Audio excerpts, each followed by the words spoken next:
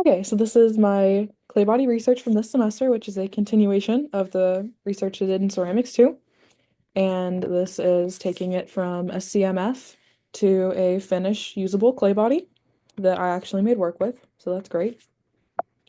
Um, so starting with my research from last semester, um, there were several CMFs that I could have picked from that were usable to go ahead with, but I picked number 17 from my test tiles last semester um, because it was giving me the color that I wanted, which is really what I was looking for out of this research. Obviously, as you can see, it has 66% red art, so it's a really deep, warm red color, which I really like. So, moving on from last semester, I did um, 10 different clay body tests. And I did pour water percentages, plasticity ratings, and test tiles for each one of them. And each one of them has, a different percentage of the CMF itself and then a different percentage of NEFSI and silica as well. And at least the coloring was pretty consistent along all of them. Um, but there were some really drastic changes with the plasticity. I'm just gonna kind of go through these slowly. Um, yeah, the one I ended up going with was this one, 12, um, which actually did not have the highest plasticity rating out of any of them, but it did give me the best color and the best like finish out of all of them. And when I made this in a larger batch, the plasticity was a lot better than the smaller tests. So I do think it was maybe an issue of me not adding quite enough water to the test, because it was much easier the second time. So that was a pleasant surprise. So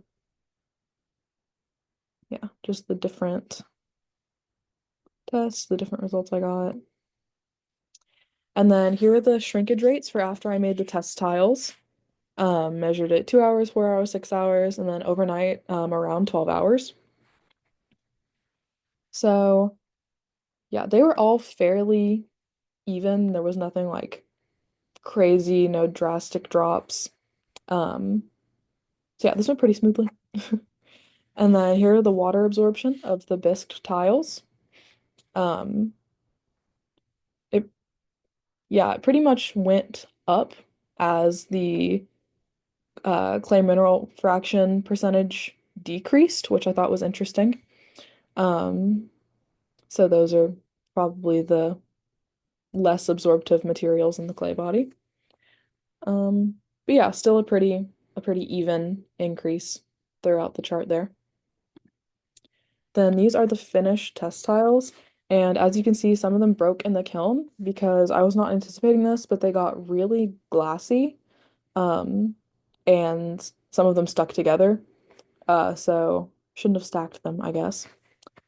But yeah, I couldn't do the water absorption tests on a couple of them because the weights just wouldn't have been accurate, and the absorption just wouldn't have been a an accurate like count. But I did what I could after this. So here are the water absorption tests after the tiles were fired. And as I said, the one I went with was number 12. And I know for functional wear, we want it under 3% ideally. But this was very close.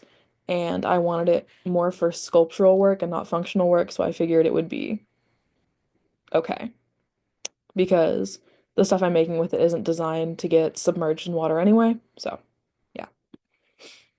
And yeah, one of my other presentations, I show how the work that I made with this clay body and a little bit more about how it was to work with and how it turned out. But thank you for listening.